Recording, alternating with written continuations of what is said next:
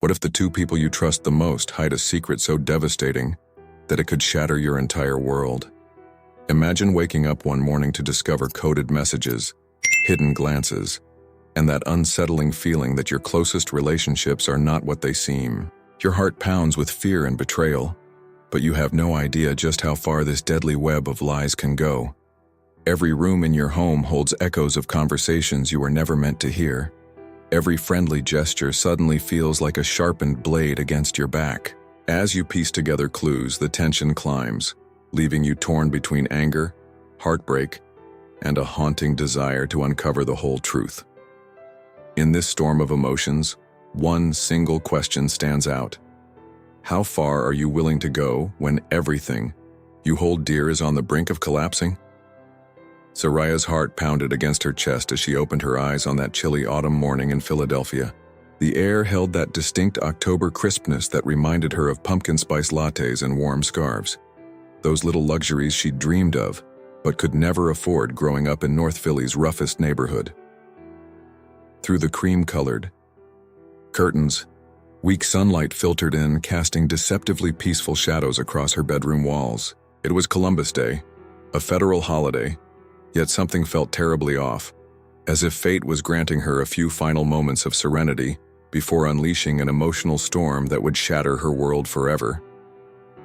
Born into poverty just blocks from Temple University, Zarya had spent her childhood watching her mother work 3 jobs, cleaning houses during the day, stocking shelves at Walmart in the evening, and doing late-night shifts at a 24-hour diner. Those memories were etched deep into her soul, teaching her to cherish every tiny victory life offered. Her dark skin and naturally coily hair, usually pulled back in a loose bun with a few rebellious curls framing her face, made her stand out in any room she entered. She carried herself with quiet dignity, but beneath that composed exterior lurked a deep-seated fear of abandonment, a legacy of witnessing too many broken promises and shattered dreams in her youth. The master bedroom of her modest row house in Fishtown felt suddenly suffocating as she sat up in bed, running her fingers across the empty space where her husband Brecken should have been. The Egyptian cotton sheets, a wedding gift she'd initially felt too intimidated to use, now felt cold and unwelcoming. The digital clock on her nightstand showed 7:43 a.m., and the silence in the house seemed to mock her growing unease. Zarya had always been the responsible one, the girl who graduated top of her class at Benjamin Franklin High School while working part-time at Reading Terminal Market. The woman who put herself through Temple University's business program, graduating with honors despite having to take a semester off when her mother got sick. The wife who supported Brecken's career ambitions even when it meant moving to a neighborhood where she sometimes caught neighbors giving her suspicious looks. She'd fought tooth and nail for this stable, if not luxurious life they'd built together. Even after 5 years of marriage, her palms would still get sweaty when she heard Brecken's key in the door each evening. He always looked so polished, in his tailored suits from Boyd's, Philadelphia, his private school education evident in every gesture and word. Sometimes, especially during their country club dinners with his colleagues, that old insecurity would creep back in, the nagging voice suggesting that her background made her somehow unworthy of this life. That fear drove her to work twice, as hard at being the perfect wife, attentive, organized, and above all, trustworthy. But this particular morning felt different. As she padded downstairs to the kitchen in her fuzzy slippers, a Christmas gift from Brecken, the hardwood floors creaked ominously under her feet. The morning light streaming through the kitchen window cast strange shadows on the granite countertops as she prepared her coffee in the fancy Keurig machine. An inexplicable shiver ran down her spine while she stood by the window, absently stirring her coffee and watching the neighbors hurry past with their designer dogs and AirPods. Her gaze drifted to the family photos hanging on the wall, carefully curated memories of happier times. There she was with Brecken and her best friend Callista at the Eagles home opener last season, all of them wearing matching jerseys and broad smiles. Another showed the 3 of them at Callista's housewarming party in Northern Liberties, raising glasses of champagne to new beginnings.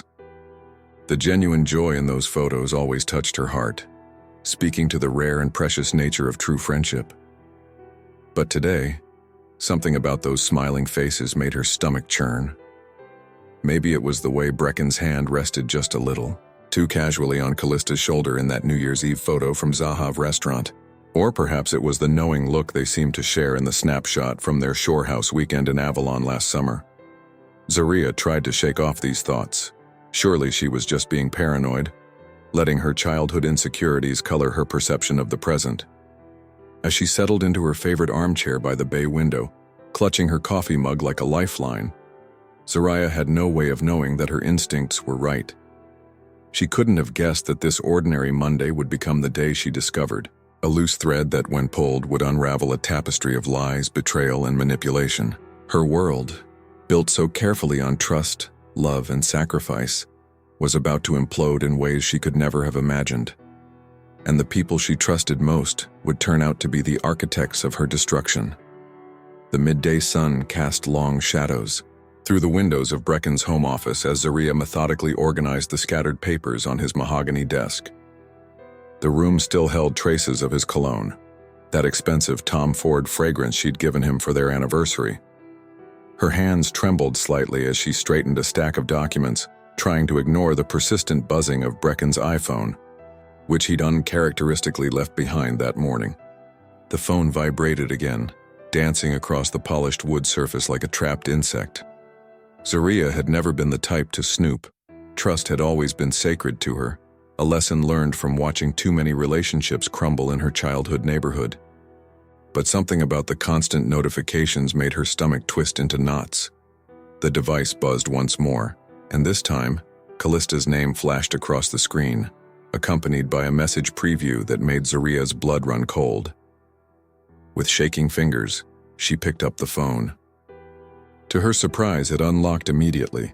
Brecken must have forgotten to reset his Face ID after his recent software update. The betrayal she felt in that moment, simply accessing his private messages, was nothing compared to what she discovered inside. There, in black and white, was a series of texts between her husband and her best friend that shattered her world into a million pieces. The messages weren't just intimate exchanges that confirmed her worst fears about their relationship. They contained cryptic references to financial transactions, account numbers, and what appeared to be code words for larger sums of money. Terms like transfer complete and offshore secured jumped out at her, along with phrases like she'll never notice and everything's set for next month. Each word felt like a physical blow, forcing the air from her lungs. Zaria sank into Brecken's leather office chair, her knees too weak to support her. The room seemed to spin as she scrolled through message after message, each one revealing another layer of deception. She thought about all those late nights Brecken claimed to be working, all those casual lunches Callista suggested to catch up. The pieces were falling into place with devastating clarity. Their conversations weren't just about romance or stolen moments. They spoke of pending values and clean transactions. One particularly crushing message from Callista read, "Remember, we need to keep Zaria in the dark until everything's finalized. She trusts me completely. That's our advantage." The casual way they discussed exploiting her trust made bile rise in her throat. Looking around the office, this space she'd helped Brecken decorate when they first moved in, everything suddenly seemed sinister. The framed Harvard Business School diploma on the wall, which had once filled her with pride in her husband's achievements, now felt like a monument to privilege and deception. The family photos on his desk, including one of the three of them at Citizens Bank Park during last season's Phillies game, seemed to mock her with their frozen smiles and false happiness. The sound of the front door opening downstairs jolted Zaria back to reality. Brecken's footsteps echoed through the house, that confident stride she used to find so attractive now filling her with dread. With trembling hands, she quickly locked the phone and placed it exactly where she'd found it. Her heart thundered in her chest as his footsteps grew closer, each step marking the countdown to a moment where she'd have to look into the eyes of the man she loved and pretend she hadn't just discovered his betrayal. As Brecken's steps approached the office, Zaria realized she was standing at a crossroads. This wasn't just about infidelity. The messages hinted at something much darker, a carefully orchestrated plot that threatened not just her heart, but her financial security. Every instinct screamed at her to confront him, to demand answers about the suspicious transactions and coded messages. But a small voice, the same one that had helped her survive growing up in North Philly, warned her to wait, to watch, to gather more information before showing her hand. The door handle turned, and Zariah forced her features into a neutral expression. As Brecken entered, looking impeccable in his navy suit from Suit Supply on Chestnut Street, she felt like she was seeing a stranger. The man who had promised to love and protect her, who had won over her skeptical mother with his charm and sincerity, who had sworn he would never make her feel insecure about their different backgrounds. That man was gone, replaced by someone who could plot her downfall while kissing her good morning. This moment, standing in their shared office with the weight of betrayal crushing her chest, marked the beginning of a dangerous game. Zariah knew that her life was about to change forever, but she couldn't have imagined just how deep the conspiracy went or how far her husband and best friend would go to destroy everything she'd worked so hard to build. The normal world of morning coffees, weekend brunches, and loving embraces had just crumbled, revealing a dark underbelly of secrets, lies, and devastating betrayal. The evening light cast long shadows across Zariah's face as she sat in her parked car outside the La Colombe Coffee Roasters in Fishtown, her fingers drumming nervously on the steering wheel. She'd chosen to confront Callista first rather than Brecken, a strategic decision that had kept her awake most of the night. Going directly to her husband would risk him destroying evidence or coordinating stories with Callista. No, she needed to be smarter than that, needed to channel the street smarts she'd learned growing up in North Philly. With trembling fingers, she pulled out her iPhone and dialed Callista's number. Each ring felt like an eternity, her heart pounding so loud she could hear it in her ears. When Callista's voice finally came through the speaker, it carried an unusual edge of hesitation, something most people wouldn't notice, but Zariah had known her since their freshman year at Temple University. "Hey girl, what's up?" Callista's attempt at casual friendliness made Zariah's stomach turn. How many times had they shared late-night conversations about their dreams, their fears, their hopes for the future? How many times had they sworn to always have each other's backs? Swallowing hard, Zariah forced brightness into her voice. "Hey Cal, I was thinking about getting something special for Brecken, just because. Could use your advice on it." The lie tasted bitter on her tongue, but she maintained her composure. Through the phone, she could hear Callista's sharp intake of breath, the slight pause before responding that spoke volumes. "Oh, sure, of course," Callista replied, her voice carrying an undercurrent of nervousness that confirmed Zariah's suspicions. "What did you have in mind?" As they talked, Zariah found herself walking a psychological tightrope. Every word had to be carefully chosen, every response measured. She needed to keep Callista close, needed to understand the full scope of whatever scheme they were plotting. The conversation felt surreal, like a choreographed dance where both partners knew the steps but pretended not to. The weight of keeping Callista within arm's reach while protecting herself from further betrayal felt overwhelming. Zariah thought about all the milestones they'd shared, being bridesmaids at each other's weddings, celebrating promotions over wine at Tria, crying together when Callista's father passed away last year. Each memory now felt tainted, corrupted by the knowledge of betrayal. By the end of the call, Zariah had secured a meeting with Callista for the next day at Bluestone Lane coffee shop downtown. As she ended the call, her hand was shaking so badly she nearly dropped the phone. She'd chosen the location carefully, a busy spot where they'd be surrounded by people, making it harder for Callista to cause a scene if things went south. Sitting in her car, watching the evening traffic flow past on Frankfurt Avenue, Zariah felt the full weight of her decision pressing down on her. This wasn't just about confronting a betrayal. It was about playing a dangerous game of chess where she couldn't afford to make a single wrong move. The stakes were too high, and she was dealing with people who had already proven they could lie convincingly to her face. Her phone buzzed with a text from Brecken. "Working late tonight. Don't wait up." The casual deception in those 6 words made her want to scream. Instead, she typed back a simple, "Okay, love you," words that once meant everything, and now felt hollow.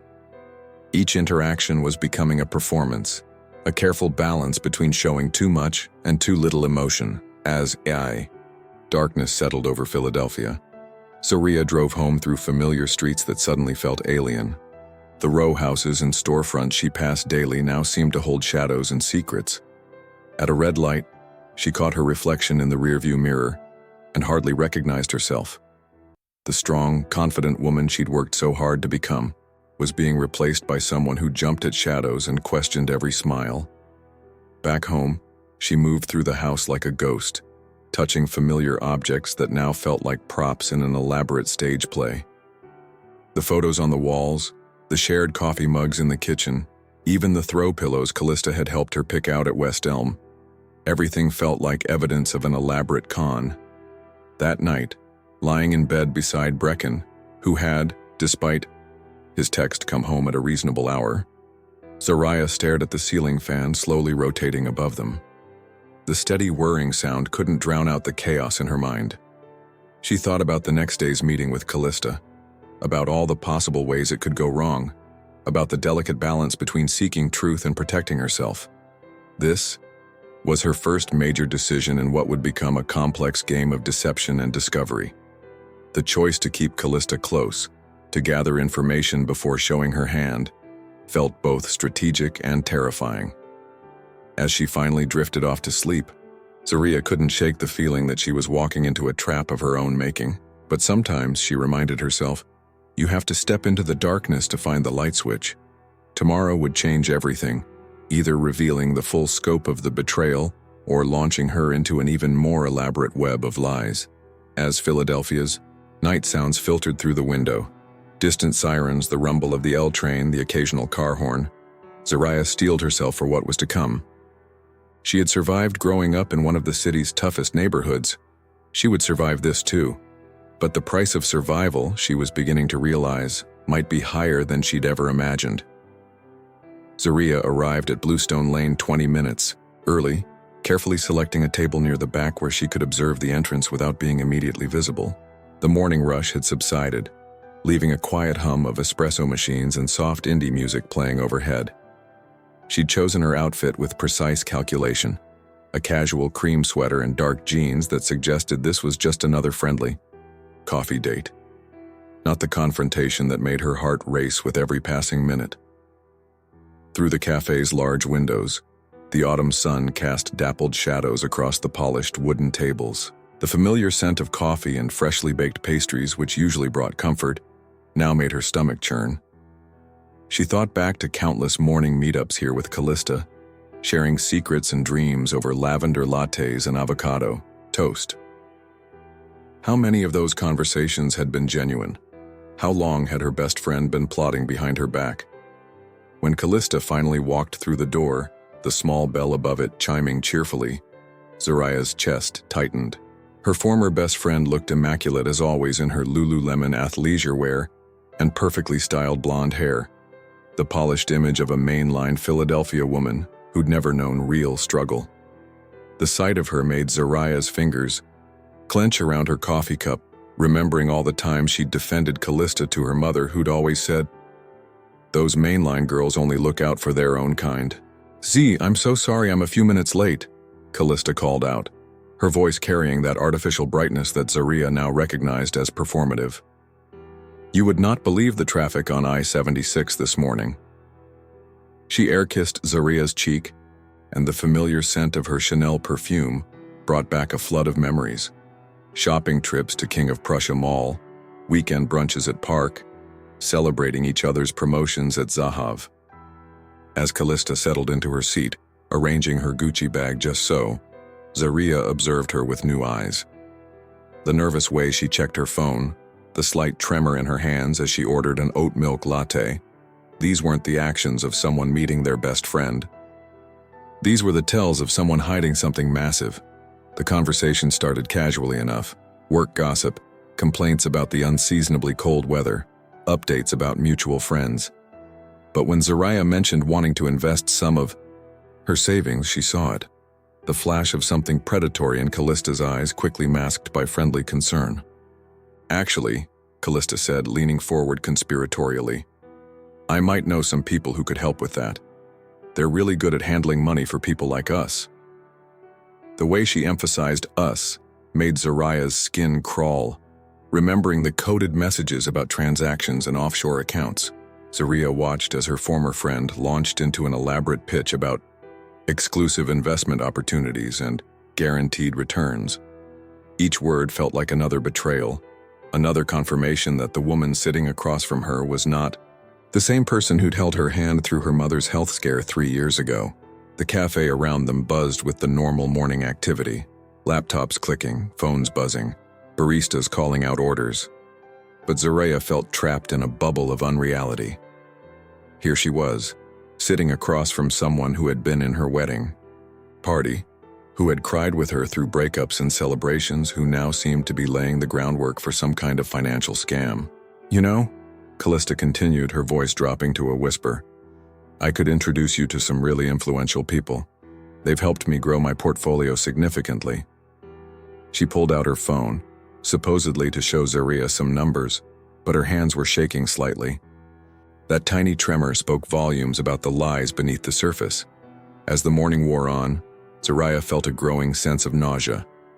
Every smile from Callista, every touch of her arm during conversation, every shared laugh about old times, it all felt poisoned. The woman across from her was simultaneously her oldest friend and a complete stranger, someone who could plot her downfall while reminiscing about their college days. The most devastating moment came when Callista pulled up a photo on her phone, a recent picture of them with Brecken at the Eagles home opener. "Remember this day? God, it was so much fun," Callista said, her voice thick with false nostalgia. Zaria had to fight back tears, remembering how she'd noticed something off about their body language that day, but had dismissed it as paranoia. When Callista excused herself to use the restroom, Zaria caught a glimpse of her texting rapidly, probably to Brecken, coordinating their stories, planning their next move. The sight made her hands shake so badly she had to set down her coffee cup. The magnitude of their betrayal was becoming clearer with every passing minute. By the time they said goodbye, with promises to do this again soon, Zaria felt emotionally drained. She watched Callista walk away, her confident stride carrying her past the cafe windows and into the bustling center city crowd. The same walk she'd admired and tried to emulate in college now seemed like the gait of a predator. Sitting alone at the table, surrounded by the remnants of their coffee date, empty cups, half-eaten pastries, discarded sugar packets, Zaria felt the weight of what she'd learned. It wasn't just about the potential financial scheme or the betrayal of trust. It was about the death of a friendship that had shaped her adult life, about the realization that someone could wear a mask so convincingly for so long. The worst part was knowing this was just the beginning. Whatever Callista and Brecken were planning, it was clear they thought they had her completely fooled. As she gathered her things to leave, Zaria wondered how many more performances like this she would have to endure before she uncovered the full truth. The game was becoming more complex, and the stakes higher with each passing day. The days, following her coffee meeting with Callista, felt like walking through a minefield for Zaria. Every creaking floorboard in their Fishtown row house made her jump. Every notification on Brecken's phone sent her heart racing. The autumn rain that pelted against their windows seemed to mirror her turbulent emotions, creating a constant backdrop of unease as she noticed more and more suspicious behavior from her husband. Brecken's phone calls had become increasingly secretive. He would step onto their back deck regardless of the weather, his voice dropping to whispers that were drowned out by the rumble of the L train passing nearby. When Zaria walked into a room, he would quickly end conversations or switch to speaking about innocuous topics like Eagles games or work meetings. The man who once shared everything with her, down to the smallest detail of his day, was now a fortress of secrets. One particularly jarring incident occurred during breakfast. Brecken's phone buzzed on the kitchen counter while he was in the shower. Zaria glanced over, careful not to seem too interested, and saw a text preview from Callista. "Don't forget to move the documents before she..."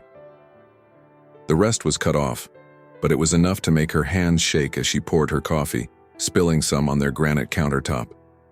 The most unsettling development came in the form of a plain manila envelope that appeared under their door one morning. Zaria found it when she went to grab the morning paper. The Philadelphia Inquirer still delivered daily, a luxury Brecken insisted on maintaining. The envelope had no return address, just her name written in an unfamiliar, almost mechanical hand. Inside was a single photograph that made her blood run cold. Brecken and Callista in his black BMW, parked in a shadowy corner of the Wells Fargo Center parking lot. They were leaning close together, their expressions serious and focused, clearly not the innocent meeting of old friends. Zaria tucked the photo into her diary, hidden between the pages where she'd once written about her dreams for the future with Brecken. The irony wasn't lost on her. Those pages filled with hope now concealed evidence of betrayal. But who had sent the photo? Was there someone else watching this drama unfold? The thought that unknown players might be involved added another layer of fear to her already precarious situation. The tension in their home became suffocating. Even their neighbors noticed something was off. Mrs. Rodriguez from next door asked if everything was okay after hearing raised voices one evening. Zaria had to lie, saying they were just excited about watching the Sixers game. The reality was that Brecken had been on another suspicious phone call, and when questioned about it, he'd become uncharacteristically defensive. Their bedroom, once a sanctuary of love and trust, now felt like a stage where both of them performed their parts. Brecken would kiss her goodnight as always, but his lips felt cold, mechanical. He would wrap his arm around her waist in sleep, but she lay awake wondering if he was dreaming of Callista. The expensive sheets that had once felt like luxury now seemed to suffocate her. The breaking point came when Zaria discovered a series of calendar notifications on their shared iPad, meetings scheduled with names she didn't recognize, at locations that made no sense for Brecken's work. One particular entry caught her. Meeting with JD, transfer discussion scheduled for an address in an industrial area near the Port Richmond terminal. When she casually mentioned going to that area for shopping, Brecken's face had drained of color before he quickly recovered, telling her to avoid that dangerous neighborhood. Adding to her growing anxiety was the sudden appearance of Callista at random moments throughout her day. She would accidentally run into Zaria at their local Whole Foods, at the gym, even outside her office in Center City. Each encounter felt calculated, as if Callista was keeping tabs on her movements. The woman who had once been like a sister now felt like a stalker, monitoring her every move while maintaining a facade of friendship. Late one night, while Brecken was supposedly at a client dinner, Zaria found herself sitting in their dark living room, staring at the city lights through their bay window. The same window where they had once stood together planning their future now framed her solitary vigil. She could hear the distant sounds of the city, police sirens, the occasional honk of a horn, the rhythmic clatter of the L train, all reminding her of the world moving on while her life seemed frozen in this nightmare. A text message broke through her reverie, not from Brecken or Callista, but from an unknown number. "Your husband and friend are not who they seem. Reply if you want to know more." Zaria's hand trembled as she stared at the message. Who else knew what was happening? Should she respond? The weight of these decisions pressed down on her like a physical force, making it hard to breathe in the suddenly too small room. The house around her, filled with carefully chosen furniture and precious memories, now felt like a museum of lies. Every photo on the wall, every shared possession, seemed to mock her with the truth she was uncovering piece by piece. The throw, pillows Callista had helped her pick out at West Elm, the expensive coffee maker Brecken had surprised her with last Christmas, the framed photos from their trip to the Jersey Shore, all of it felt tainted, corrupted by the knowledge of their betrayal. As midnight approached, Zaria heard Brecken's key in the lock. She quickly retreated upstairs, her heart pounding as she slipped into bed and pretended to be asleep. His footsteps on the stairs seemed heavier than usual, and when he entered the room, the scent of unfamiliar perfume clung to his clothes. It took every ounce of strength she had not to confront him right then and there. But she knew she needed more evidence, needed to understand the full scope of whatever they were planning. The darkness of their bedroom felt oppressive as she lay, there listening to Brecken's breathing even out in sleep. Tomorrow would bring more lies, more pretense, more careful observation. But tonight, in the safety of darkness, Zaria allowed herself to feel the full weight of her pain, silent tears soaking her pillow as she mourned the life she thought she had. The early autumn evening cast long shadows across Zaria's face as she sat in her rental car, a nondescript gray Honda Civic that wouldn't draw attention, outside the Wells Fargo Center.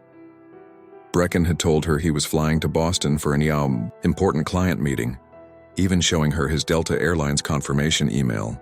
But something about his demeanor that morning had seemed off. The way he'd triple-checked his phone, his unusually nervous energy as he kissed her goodbye. It all felt wrong. Following her instincts, she'd followed him from their Fishtown home, maintaining a safe distance in the unfamiliar car. Instead of heading to Philadelphia International Airport, Brecken's black BMW had wound its way through the city streets until reaching the sprawling parking lot of the sports complex. The same parking lot from the mysterious photograph she'd received. Her heart pounded against her ribs as she watched Brecken's car pull into a secluded spot behind the arena, partially hidden by delivery trucks. The late afternoon sun glinted off his windshield, making it difficult to see inside. But Zaria didn't have to wait long for confirmation of her worst fears. Within minutes, a sleek white Mercedes pulled up beside him, Callista's car, through her zoom lens, purchased specifically for this moment. Zaria could see them clearly. The familiar sight of her husband and best friend together, but now, with new eyes. Understanding the true nature of their relationship, they weren't just meeting, they were hunched over papers spread across Brecken's dashboard, pointing and discussing something with intense focus. The scene before her felt surreal, like watching a movie about strangers rather than the two people she trusted most in the world. Callista's perfectly manicured hands gesturing animatedly, Brecken nodding with that serious expression he usually reserved for important business deals. Even from this distance, Zaria could read their body language, the comfortable intimacy, the synchronized movements of two people who had spent far too much time together in secret. What happened next made her blood run cold. Callista pulled out her laptop and Zaria could see them reviewing what appeared to be financial documents.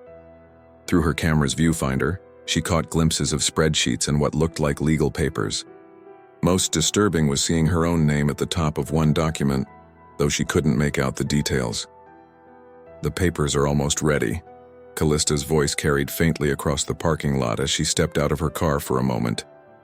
Soon, Zaria won't have any control left over her investments or properties. The casual way they discussed destroying her life made Zaria's stomach lurch. She felt dizzy, grateful she was sitting down as the full impact of their betrayal hit her.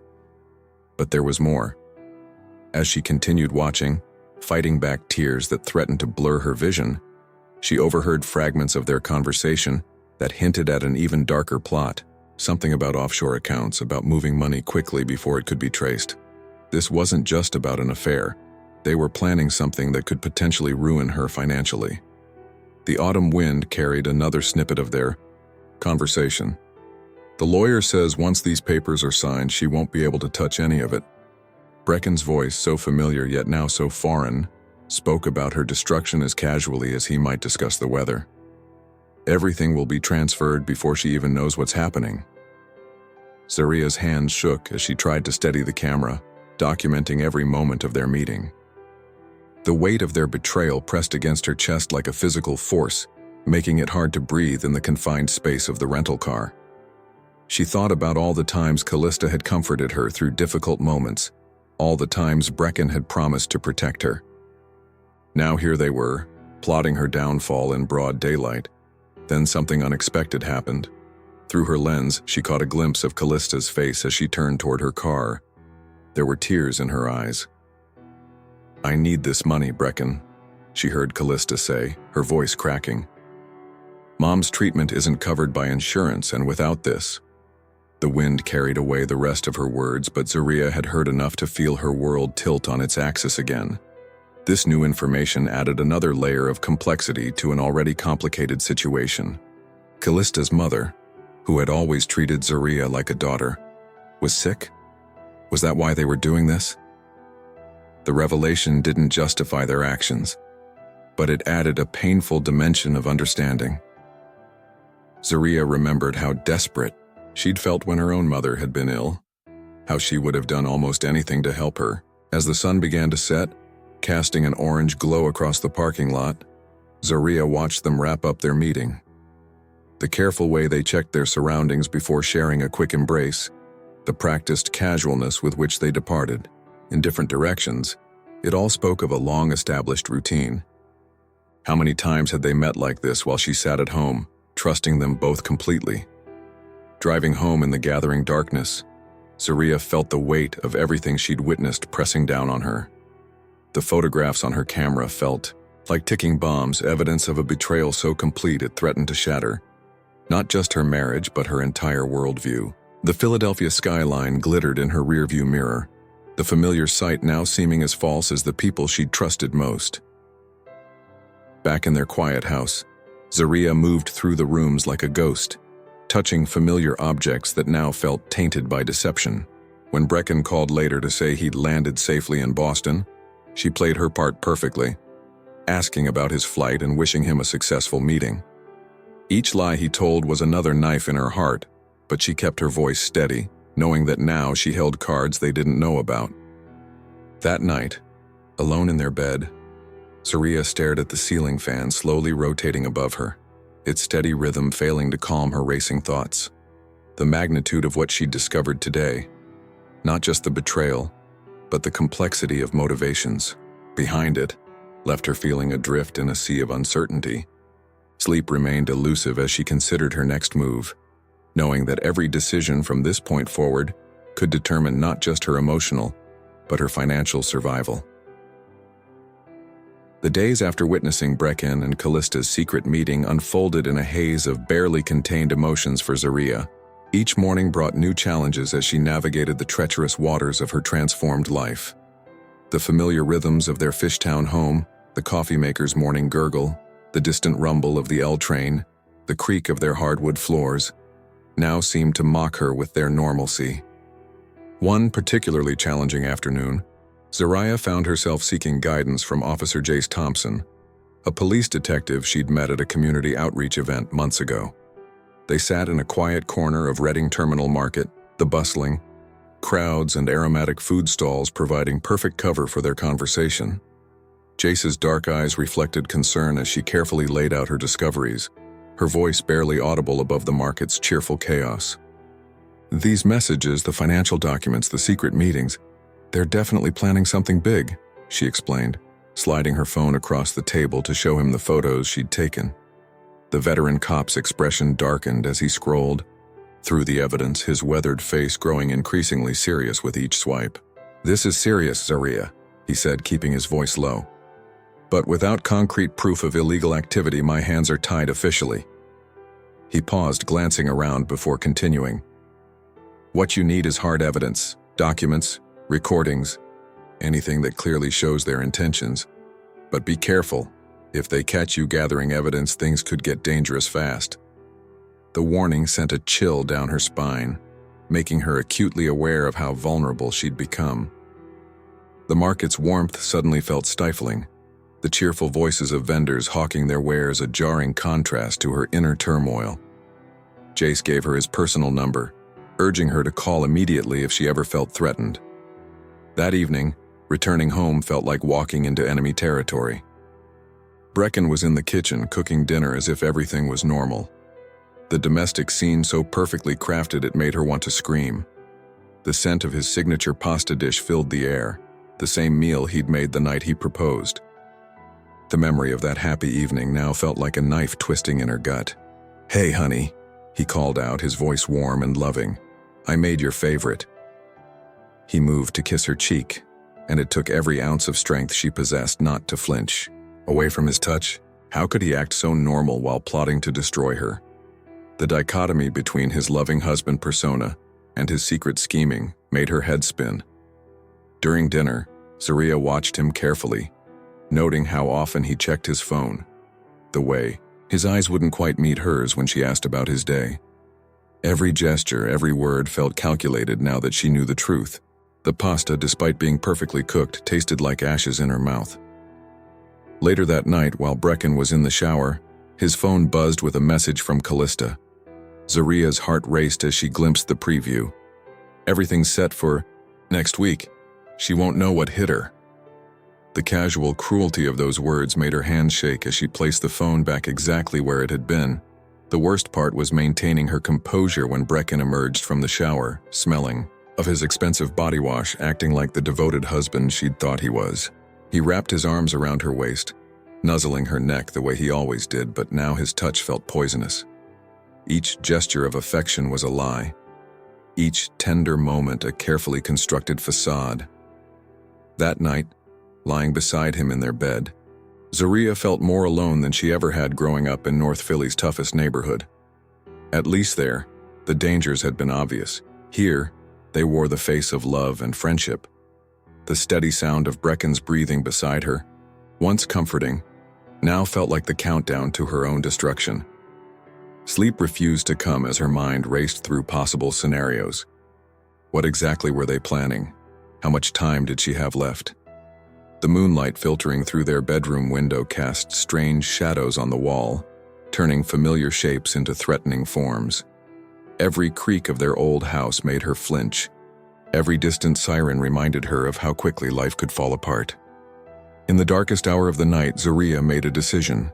She couldn't just wait for them to spring their trap, she needed to act.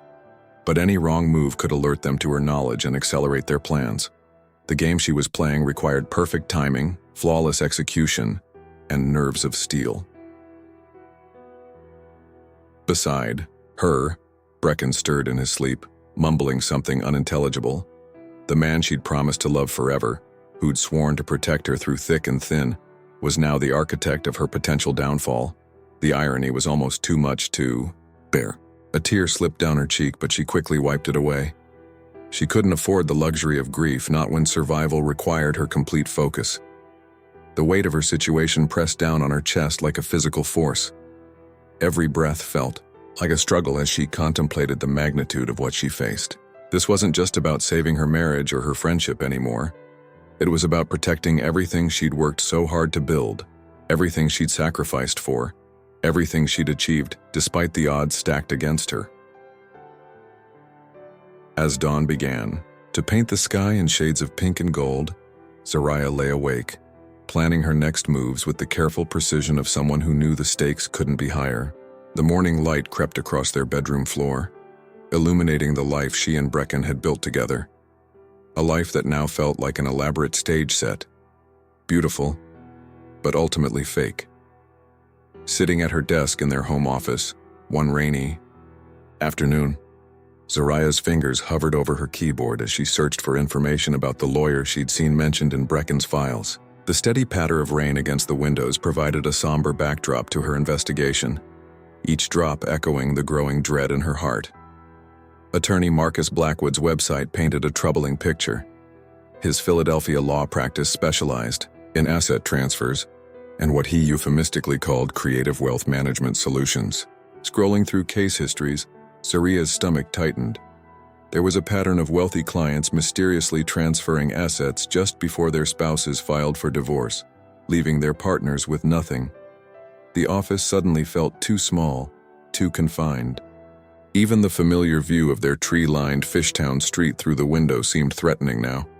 How many other people had sat just like this, discovering piece by piece how thoroughly they'd been deceived? The thought made her hands tremble as she continued her research. A news article from 3 years ago caught her eye. A story about one of Blackwood's clients who had been investigated for fraud but never charged. The details were eerily similar to what she'd overheard between Brecken and Callista. The same patterns, the same careful timing of transfers, the same offshore accounts. Each word she read felt like another brick in the wall of evidence being built around her.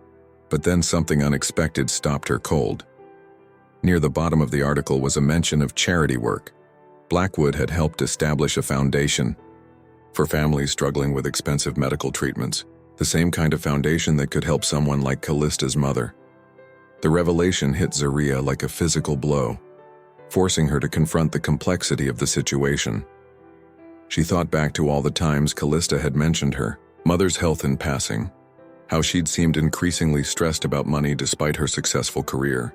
The memory of her own mother's illness surfaced. The sleepless nights worrying about medical bills, the crushing weight of helplessness. For a moment, empathy threatened to overcome her anger. Standing up from the desk, Zaria moved to the window, watching raindrops trace patterns down the glass. The street below was quiet, most people having sought shelter from the storm. A flash of lightning illuminated the room, followed by a low rumble of thunder that seemed to echo her internal turmoil. Was she becoming too paranoid? Could there be an innocent explanation for everything she'd discovered? The doubt crept in like poison, making her question every conclusion she'd drawn. She thought about Brecken's gentle smile that morning, about Callista's recent text asking about her day. How could people be so convincingly caring while plotting destruction? The sound of a car door slamming outside made her jump. Looking down, she saw Callista's white Mercedes parked across the street. The sight of her former best friend stepping out into the rain, clutching what looked like financial documents to her chest, sent Zariah's heart racing. She wasn't supposed to be home. She'd told Brecken she was working late tonight. Quickly, closing her laptop, Zariah moved through the house, turning off lights to make it appear she wasn't home. Through the front window's sheer curtains, she watched Callista approach the house, then stop and make a phone call. Even through the rain-streaked glass, Zariah could see the distress on her face as she spoke. Straining to hear, Zariah caught fragments of the conversation. "I can't do this anymore. She trusts me completely. My mother's getting worse." Each word was like a knife, twisting deeper into Zariah's heart. The pain in Callista's voice sounded genuine, but after everything she'd discovered, how could she trust anything anymore? As Callista turned to leave, Zariah caught a glimpse of her face in the glow of the street lamp. There were tears mixing with the rain on her cheeks, real tears that spoke of genuine anguish. For a moment, Zariah's resolve wavered. The woman standing in the rain wasn't just a betrayer, she was also someone drowning in her own desperate choices. That night, alone in the house with only the storm for company, Zariah wrestled with her conscience. The evidence of betrayal was clear, but the motivations behind it were becoming increasingly murky. She thought about her own mother's battle with illness years ago, how it had nearly broken her. Would she have made different choices if she'd been in Callista's position? The question haunted her as she moved through the empty rooms of her house, each space filled with memories that now felt tainted. The photos on the walls seemed to mock, her smiling faces hiding desperate secrets, moments of joy masking deep betrayals. How had everything become so complicated? In the kitchen, she found herself staring at the bottle of wine Callista had brought over last week. A peace offering or part of the deception? Every gesture, every word, every moment shared between them now required re-examination. The weight of suspicion was exhausting, crushing her beneath its relentless pressure. As midnight approached, Zariah sat in the darkness of her living room, listening to the storm rage outside. The thunder seemed to echo the chaos in her mind, each flash of lightning illuminating another facet of her impossible situation. She was trapped between empathy and self-preservation, between understanding and survival. The harsh truth was that understanding someone's motivations didn't make their actions any less destructive. Callista's desperation to help her mother didn't change the fact that she and Brecken were plotting to strip Zariah of everything she'd worked for. The complexity of human nature, how someone could be both victim and villain, was a bitter pill to swallow. When Brecken announced another business trip to Boston, Zariah's instincts screamed that this was the moment everything would come to a head. The crisp autumn evening wrapped around her like a cloak as she followed his black BMW through Philadelphia's winding streets, her rental car maintaining a careful distance. Her heart thundered against her ribs as she watched him bypass I-95, north, the route he should have taken to the airport, and instead head toward the outskirts of the city. The neon signs of various businesses cast an eerie glow across her dashboard as she tracked his car through increasingly unfamiliar neighborhoods. When he finally pulled into the parking lot of the airport Marriott, Zariah's suspicions crystallized into certainty. This wasn't about a business trip. This was about executing whatever plan they'd been crafting. Finding a secluded spot with a clear view of the hotel entrance, Zariah killed the engine but kept her hands tight on the steering wheel, her knuckles white with tension. The early evening traffic hummed in the distance. Planes roared overhead on their approach to PHL. But inside her rental car, Time seemed to stand still. Through her zoom lens, now a constant companion, she watched Brecken check in and head to his room. 20 minutes later, Callista's white Mercedes pulled into the lot. Zaria's breath caught in her throat as she watched her former best friend step out, looking polished and professional in a navy blazer and carrying a leather briefcase. This wasn't a romantic rendezvous. This was business. Using the camera's powerful zoom, Zaria captured everything. Callista checking her phone in the lobby, the room number she punched into the elevator, even the way she nervously glanced over her shoulder before knocking on what must have been Brecken's door. But what happened next exceeded her worst fears. Moving closer to the hotel, Zaria found a position where she could hear fragments of their conversation through the partially open window. The words that drifted down made her blood run cold. "The papers are ready. Transfer everything by Friday. She won't have access to any accounts." Fighting back tears, Zaria steadied her camera and began recording. Each word felt like a dagger to her heart, but she forced herself to focus. Then came the moment that changed everything. Callista's voice cracking with emotion. "The doctors say Mom's treatment has to start next week. Without this money, she's going to die, Brecken. I can't lose her." The raw desperation in Callista's voice made Zaria's hands shake so badly she almost dropped the camera. Through the lens, she could see tears streaming down Callista's face. As she continued, "I know what we're doing is wrong. Zaria's been like a sister to me, but Mom's all I have left, and these treatments cost more than I'll make in 5 years." Brecken's response was harder to hear, but his tone was all business. "Everything's arranged. Once the transfers are complete, we'll move the money offshore. By the time she figures it out, it'll be too late to trace anything." The clinical way he discussed destroying her life made Zaria feel physically ill. This man who had promised to love and protect her was orchestrating her financial ruin with the same calm efficiency he brought to his corporate deals. The betrayal was complete, but now it had layers she never expected. As she watched them pore over documents spread across the hotel room desk, Zaria felt torn between fury and an unwanted empathy for Callista. The woman she'd once trusted with. Everything was betraying her, yes, but out of desperate love for her dying mother. The complexity of the situation made her head spin. Their voices drifted down again. "What about her mother's medical bills?" Callista asked. "You know Zaria sends money home every month to help with those." "Collateral damage," Brecken replied, coldly. "We can't worry about that now. The plan has to move forward." Those words shattered any remaining doubt in Zaria's mind. Whatever sympathy she might have felt for Callista's situation evaporated in the face of Brecken's callous disregard. They weren't just planning to steal from her, they were willing to hurt her family too. As darkness fell over Philadelphia, Zaria watched them finish their meeting. The careful way they left separately, checking for witnesses, spoke of long practice at deception. When Callista's car disappeared into the night, Zaria sat in her rental, shaking with a mixture of rage and resolve. The evidence she'd gathered tonight was damning, not just of their affair, but of a calculated financial conspiracy. The recording captured their intentions clearly, their planned betrayal laid bare in their own words. But it also revealed the desperate motivations driving at least one of her betrayers. Driving home through the city streets, past the familiar landmarks of her life, the Liberty Bell, City Hall, the bustling Reading Terminal Market, Zaria felt like a stranger in her own life. Everything she'd believed about love, friendship, and loyalty had been upended. The city lights blurred through her tears as she realized there was no going back from what she'd discovered tonight. Tomorrow would bring hard choices. The evidence she'd gathered could destroy both Brecken and Callista. But would that make her any better than them? The weight of these decisions pressed down on her as she navigated through the nighttime traffic, each streetlight illuminating another facet of her impossible situation.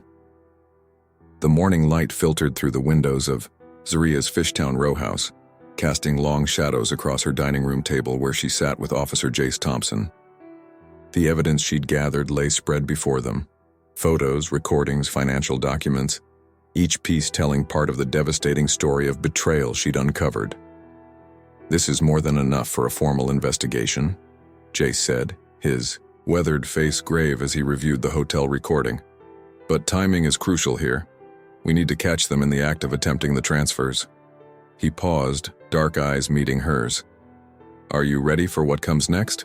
Once we move, there's no going back? Zaria's hands trembled slightly as she reached for her coffee mug, the familiar warmth doing little to calm her nerves. She'd spent the night planning this moment, crafting what she hoped would be the perfect trap. I've invited them both over for dinner tonight, she said, her voice steadier than she felt. A celebration, I told them, for Brecken's supposed promotion. Setting up the evening had been an exercise in emotional control. She'd called Brecken first, keeping her voice light and loving as she suggested celebrating his good news. Then Callista, playing the role of excited wife wanting to share joy with her best friend. Each word had felt like swallowing glass, but she'd maintained her composure perfectly. Officer Thompson nodded approvingly. We'll have plainclothes officers stationed outside, and I'll be around the corner with a team ready to move in. Just send the text signal we discussed when you're ready. He gathered his notes, his movements deliberate. Remember, let them incriminate themselves. The more they reveal, the stronger our case. As Jace left through the back door, Zaria began preparing for the evening ahead. Each action felt weighted with significance. Selecting wine glasses they had received as wedding gifts, polishing the silverware Callista had helped her choose at Macy's, setting out the plates from their registry at Bloomingdale's. Every item held memories that now felt poisoned. The afternoon crept by with excruciating slowness. Zaria moved through her pre-dinner preparations like an actress in a play, every gesture carefully choreographed. The roast in the oven, Brecken's favorite, filled the house with a warmth that felt at odds with the ice in her heart. She'd chosen to cook the same meal she'd made the night Brecken proposed, adding another layer of bitter irony to the evening ahead. Brecken arrived first, just as dusk was settling over Philadelphia. He kissed her cheek, handed her flowers, her favorite lilies from the florist in Rittenhouse Square, and she accepted them with a smile that felt carved from stone. Everything smells amazing, honey, he said. And for a moment she almost believed in the loving husband he pretended to be. Callista arrived minutes later, wearing the same perfume she'd worn at Zaria's wedding. She brought an expensive bottle of wine and hugged Zaria tightly, playing her part to perfection. I wouldn't miss celebrating my best friend's happiness, she said, her eyes bright with what Zaria now recognized as carefully crafted sincerity. The initial conversation flowed like honey laced with poison, sweet on the surface but deadly underneath. They discussed neighborhood gossip, the latest Eagles game, plans for the upcoming holidays. Each mundane topic felt surreal against the weight of what Zaria knew was coming. As they settled around the dining room table, the city, lights twinkling through the windows, Zaria felt the moment approaching. She waited until they'd started eating, until wine had loosened tongues and lowered guards. Then, with deliberate casualness, she reached for her phone and played the hotel recording. The effect was immediate and devastating. Brecken's fork clattered against his plate, and Callista's face drained of color. Their own voices filled the room, discussing their plans to destroy her life with clinical precision. The silence that followed was deafening. I trusted you, Zaria said, her voice breaking, slightly despite her best efforts. Both of you, with everything. She looked between them, noting how Brecken's jaw clenched and Callista's hands shook. I want to hear you say it. Tell me why. Brecken recovered first, his corporate training kicking in as he tried to control the situation. Zaria, honey, this isn't what it sounds like. But she cut him off by playing another section of the recording where he coldly dismissed concern for her mother's medical bills as collateral damage. Callista broke down, tears streaming down her face. My mom is dying, she sobbed, mascara creating dark rivers on her cheeks. The treatments cost more than I could ever afford. I didn't know what else to do. Her words echoed through the room, a confession wrapped in justification. So you decided to steal from me? Zaria's voice was steady now, powered by months of suppressed anger. To take everything I've worked for, everything I've built? To hurt my family too? She turned to Brecken. And you? Was any of it real? Or was I just a convenient target from the beginning? The look on Brecken's face told her everything she needed to know. His mask of loving husband had cracked, revealing the calculating predator beneath. He glanced toward the door, considering escape, but Zaria was already reaching for her phone to send the signal to Officer Thompson. You don't understand, Brecken started, his voice taking on the same tone he used in business negotiations. We had a plan. Everyone would have ended up better off. His words were cut short by the sound of the front and back doors opening simultaneously. Officer Thompson led the team through the front door, badge displayed, while other officers secured the back. Brecken, Matthews, Callista Warner, you're both under arrest for conspiracy to commit fraud and attempted grand theft. The formal words echoed through the dining room as handcuffs clicked into place. Zaria watched as her husband and best friend were led away, their perfectly crafted facades crumbling in the face of justice. The dinner sat half-eaten on the table, wine glasses still full, the scene of domestic happiness shattered by the reality of betrayal. The aftermath of that fateful dinner party unfolded like a slow-motion nightmare across the Philadelphia courts. Zaria sat through preliminary hearings at the Criminal Justice Center, watching Brecken and Callista in their designer suits, now creased from holding cells, their confident facades cracking under the weight of evidence against them. The marble halls that had once intimidated her now felt like an arena where justice would finally be served. The prosecution's case was airtight, thanks to Zaria's meticulous documentation. Each piece of evidence revealed another layer of their scheme. Falsified documents, planned transfers, offshore accounts set up months in advance. The technical details of their financial fraud scheme echoed through courtroom 504, where Judge Eleanor Martinez presided with stern attention to every detail. Brecken's corporate mask finally shattered during cross-examination. Under the relentless questioning of Assistant District Attorney Sarah Cohen, he revealed the cold calculation behind his marriage to Zaria. She was perfect, he admitted, his voice carrying through the hushed courtroom. Self-made, trusting, with assets that weren't too closely monitored, the ideal target. The clinical way he described their relationship made several jurors visibly recoil. Callista's testimony brought a different kind of pain. Through tears, she described her mother's deteriorating health, the mounting medical bills, the desperate search for solutions. I knew it was wrong, she sobbed, looking directly at Zaria. But watching my mom suffer, I couldn't think straight anymore. The raw anguish in her voice struck a chord with many in the courtroom, but didn't erase the calculated nature of her betrayal. Outside the courthouse, life in Philadelphia continued its relentless pace. The spring flowers bloomed in Rittenhouse Square. Tourists lined up for cheesesteaks at Pat's and Gino's, and the Phillies started their new season at Citizens Bank Park. But for Zaria, each familiar sight now carried the shadow of memories, tainted by betrayal. Their Fishtown home, once a symbol of her success, became too painful to maintain. Every room held echoes of lies. The kitchen where they'd shared countless meals, the living room where they'd planned their future, the office where she'd first discovered their deception. After the trial, she sold it to a young couple, hoping they would create happier memories within those walls. The social fallout was extensive.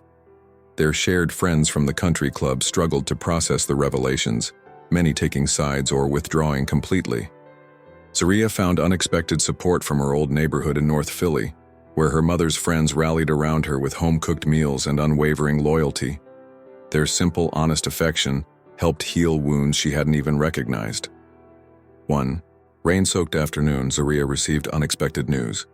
A nurse from Pennsylvania Hospital called to inform her that Callista's mother had been approved for an experimental treatment program, fully funded by a medical research foundation. The bitter irony that this had come too late to prevent the betrayal wasn't lost on her. The financial investigation revealed the full scope of what she'd narrowly escaped. Brecken and Callista had planned to strip her of everything, not just her savings and investments, but even the modest trust fund she'd set up for her mother's ongoing medical care. The discovery that they would have left her family struggling while they profited, made the betrayal even more profound. As the legal proceedings drew to a close, Zaria sat in Judge Martinez's courtroom one final time. The sentence was handed down with appropriate gravity. Brecken received 8 years for conspiracy and fraud, while Callista got 5 years with possibility of early release. The judge's words about betrayal of trust and the sanctity of marriage echoed through the high-ceilinged room. After the sentencing, Detective Thompson found Zaria on the courthouse steps. "You did good, kid," he said, his weathered face showing genuine concern. "Not many people have the strength to face betrayal like that head-on." His words brought unexpected tears to her eyes, not of sadness but of recognition of her own resilience.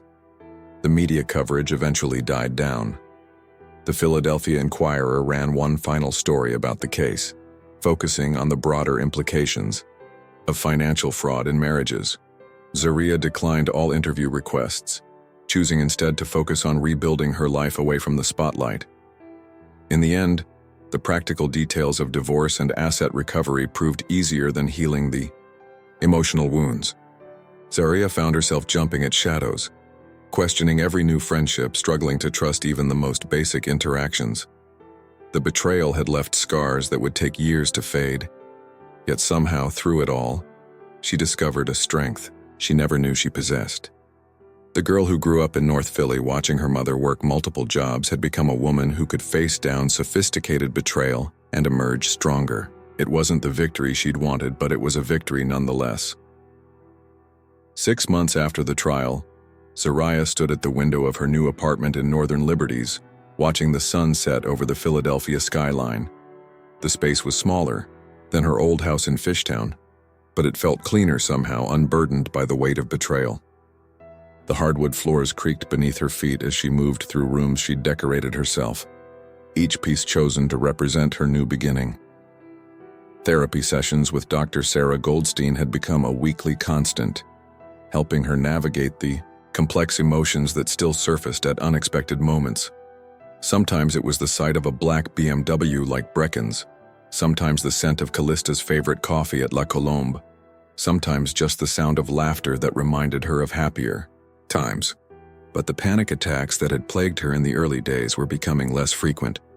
That morning, a letter had arrived from the Pennsylvania State Correctional Institution at Camp Hill. Callista's handwriting on the envelope was as elegant as ever, but Zaria let it sit unopened on her kitchen counter all day. Now, as the city lights began to twinkle in the gathering dusk, she finally found the courage to read it. Inside, Callista's words spilled across pages of prison stationery, a mixture of apology and explanation. Her mother's treatment through the research program had been successful, a bitter irony that the help they'd needed had come through legitimate means after all. The letter ended with a plea for forgiveness that made Zaria's hands shake. "I know I don't deserve it, but I miss my sister." Setting the letter aside, Zaria moved to her balcony, the early evening air carrying the familiar scents of the city, street food from the nearby food trucks, fresh bread from the artisanal bakery downstairs, the ever-present undertone of urban life. The same city that had witnessed her greatest pain was now cradling her recovery. News about Brecken came through his lawyer rather than directly. He was adjusting to life at State Correctional Institution, Phoenix, teaching business classes to other inmates. The thought almost made her laugh. Even in prison, he was finding ways to present himself as superior. His attempts to appeal his sentence had been firmly rejected by the courts. Life had taken on new rhythms. Weekends that were once filled with country club brunches and social obligations were now spent volunteering at a women's financial literacy program in North Philly. Helping other women protect themselves from financial abuse gave purpose to her pain, turning her experience into a shield for others. Detective Thompson, now a familiar face, stopped by occasionally to check on her. Over coffee at her favorite local cafe, he shared stories about other cases, other survivors. "You know," he said during his last visit, "what you did took real courage. Most people never see the betrayal coming, let alone find the strength to fight back. The hardest part was learning to trust again. Each new friendship, every potential relationship, carried the shadow of her past experience. But slowly, carefully, she was building a new network of connections. Her mother's friends from the old neighborhood became a surrogate family, their straightforward love a balm to her wounded heart. One particularly difficult evening, she found herself driving past their old house in Fishtown. The new owners had painted the door a cheerful yellow, planted different flowers in the window boxes. The sight didn't hurt as much as she expected. Instead, she felt a strange sense of peace knowing that new memories were being created within those walls. The last piece of mail she'd received from Callista contained something unexpected. Documentation, showing she'd signed over her entire settlement from the divorce to a foundation supporting families dealing with catastrophic medical bills. The gesture, while unable to undo the past, spoke to some level of genuine remorse. As night settled over Philadelphia, Soraya sat in her favorite reading chair, a gift from her mother, and opened her laptop. The support group she'd started for survivors of financial fraud was growing, with women from across the country sharing their stories. In their words, she found echoes of her own journey. The shock of betrayal, the struggle to rebuild, the slow path toward healing. The city lights sparkled outside her window like stars, each one representing a story, a life, a possibility. She thought about the girl she'd been, growing up in North Philly with dreams of a better life, and the woman she'd become, stronger, wiser, but somehow not bitter. The betrayal had changed her, yes, but not in the ways Brecken and Callista had intended. Tomorrow would bring new challenges, new opportunities for growth. But for now, sitting in her peaceful apartment above the bustling city streets, Soraya finally felt at peace with her story. She had survived not just betrayal, but the deeper challenge of maintaining her humanity in the face of devastating loss. The scars would always be there, but they had become markers of strength rather than weakness. The gentle hum of the city at night wrapped around her like a familiar blanket. In the distance, a train whistle echoed, the same sound she'd heard countless times before, but now it seemed to carry a different meaning. It spoke of journeys, of distance traveled, of healing found in unexpected places. Soraya smiled softly, knowing that while her story would always be marked by betrayal, it would be defined by resilience.